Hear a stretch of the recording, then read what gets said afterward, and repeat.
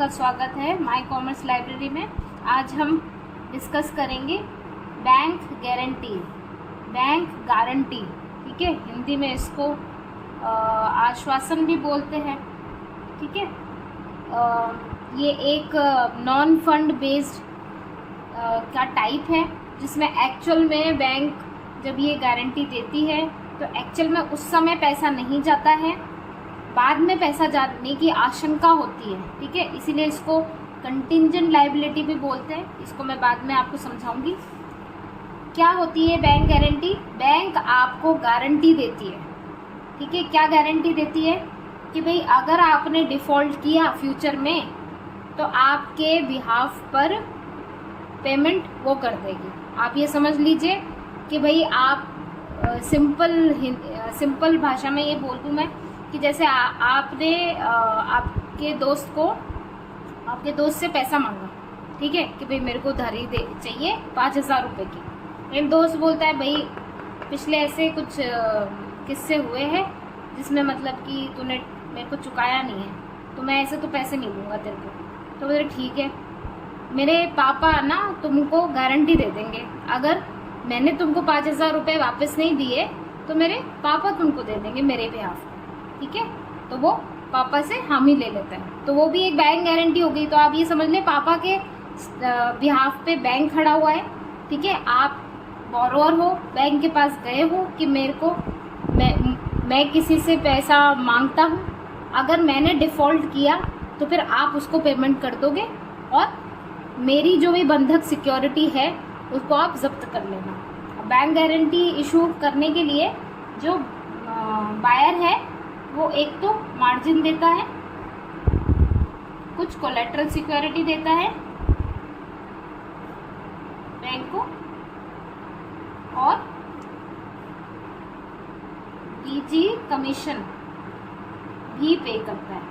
ये मार्जिन मैंने आपको बताया था 10, 15, 20, 25, कई बार 100% मार्जिन पर भी होता है कि भाई 1 लाख की आपके बिहाफ पर बैंक ने गारंटी इशू करी है, उसके एवज में पूरी 1 लाख की FDR बैंक ने रख दी है अपने पास।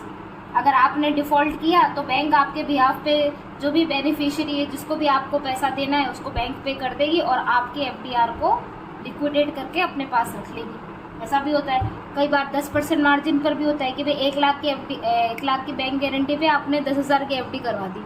ठीक है, तो 10,000 की FD तो उसी समय लिक्विडेट हो जाएगी, बैंक रख लेगी अपने पास में। 90,000 की उसने कोई कोलेटरल सिक्योरिटी ले रखी होगी या और कोई गारंटी ले रखी होगी जिसमें वो अपना पैसा वसूल करती है। और एक बीजी कमीशन भी होता है जो परसेंटेज चार्ज करती है बैंक। ठीक है, अब ये बैंक गारंटी तो होती है, मैंने एक वर्ड इसमें यूज़ किया था, कंटिंजेंट लायबिलिटी की होती है, कंटिंजेंट लायबिलिटी। ठीक है, इसको आप समझें, अकाउंटिंग टर्म है ये वो लायबिलिटी है जो कि कंटिंजेंट है, मतलब आज वो स्थापित नहीं हुई है। ये स्थापित कब होगी? जब वो बोरोअर डिफ़ॉल्ट करेगा, यानी फ्यूचर में स्थापित होगी। तो लायबिलिटी तो है, बैंक के ऊपर लायबिलिटी तो है, उसने रखी है कि भाई फ्यूचर में कभी ऐसा डिफ़ॉल्ट हो सकता है, लेकिन वो कंटिंजेंट है। कंटिंजेंट किस पे? कंटिंजेंट का मतलब किसी सिचुएशन पर डिपेंडेंट है। जब वो सिचुएशन होगी तब जाके उसकी लायबिलिटी अराइज होगी। ठीक है, तो इसको कभी भी है ना उसके बुक्स ऑफ अकाउंट में दिखाया नहीं जाता है। कहाँ दिखाया जाता है? बैलेंस शीट होती है ना, बैलेंस शीट जब जहाँ ख़त्म होती है उसके फुट नोट में दिखाया जाता है। मतलब एक डिस्क्लेमर जैसा दिया जाता है कि बैंक ने 100 करोड़ की, 500 करोड़ की ऐसी बैंक गारंटी इशू कर रखी है, फ्यूचर में अगर वो हुई तो फिर बैंक को इतना पेमेंट करना पड़ेगा। ठीक है, ये कंटिंजेंट लायबिलिटी का एक हमने पोर्शन कंप्लीट किया। अब हम टाइप्स देखें, बीजी के टाइप्स देखें कितने होते हैं।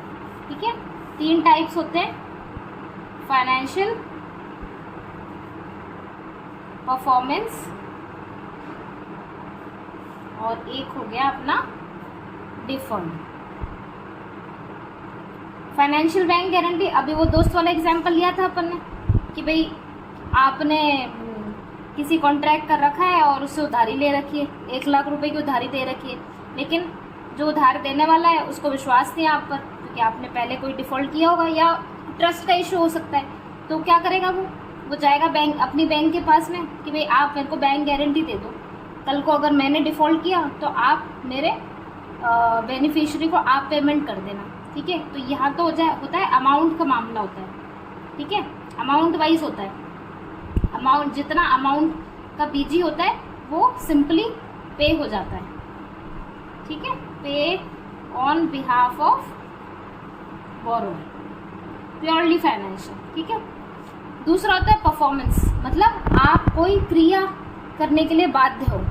एक बहुत अच्छा सा एग्जांपल देते हैं कि भाई आप फर्नीचर बनाते हो, ठीक है, बड़े बड़े बिजनेसेस होते हैं, बड़े बड़े ऑर्गेनाइजेशन होते हैं, गवर्नमेंट ऑर्गेनाइजेशन भी होते हैं जिनमें टेंडर निकलते हैं फर्नीचर एंड फिक्सचर्स लगाने का, सोफ़ा सेट बनवाना है वगैरह, तो वो आपसे बीजी लेती है। क्यों लेती है? क्योंकि आप वो एकदम स्मॉल बिजनेसमैन, उनको आप पे भरोसा नहीं है, तो कि भाई आपको हमने दे तो दिया टेंडर कि आपको 10 सोफ़े बनवाने हैं, लेकिन अगर आपने बोला है कि 6 महीने में 10 सोफ़े बन जाएंगे, लेकिन आप 6 महीने भी ओवर हो गए और आपने सोफ़े बनाए ही नहीं, तो फिर क्या करेगी वो संस्था? क्या करेगी? उसने तो बिड में आपको सिलेक्ट किया है, उसने अपना खर्चा लगाया है, आपसे कॉन्ट्रैक्ट वगैरह किया है, उसमें और प्रावधान भी होते हैं, लेकिन एक लॉस तो होता है ना, टाइम का लॉस होता है ना, इतनी बड़ी संस्था का।